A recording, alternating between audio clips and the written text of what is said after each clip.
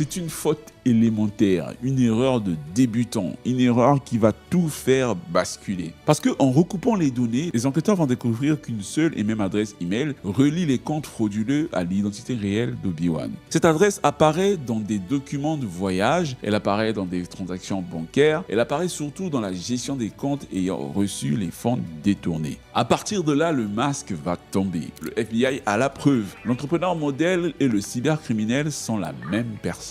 Le dossier monté par les fédéraux est accablant. On y retrouve des conversations où Obi-Wan s'inquiète des délais de blanchiment. Des conversations où il discute du fractionnement des virements. Des conversations où il cherche à sécuriser les fonds. Tout est documenté et tout est prouvé. Mais pendant que tout ça se passe, Obi-Wan se sent toujours intouchable, il pense que sa notoriété le protège, il est un visage respecté, invité par les médias internationaux, célébré par Forbes, interviewé par la BBC, applaudi sur les scènes de TEDx. Donc qui oserait soupçonner un tel symbole de réussite? C'est dans cet état d'esprit qu'il décide de voyager aux États-Unis en août 2019. Je pense que ce voyage n'est pas innocent. Les Américains sont capables de te mettre une idée dans la tête. Peu importe les raisons pour lesquelles il voyage, il n'a pas la moindre idée qu'il est sous surveillance. Donc il fait son voyage pour les États-Unis et les Américains n'ont aucun problème. Il circule sur le territoire. Alors qu'il s'apprête à quitter le territoire américain depuis un aéroport international en Virginie, les agents fédéraux l'interceptent juste avant l'embarquement. L'arrestation est immédiate, elle est méthodique et elle est sans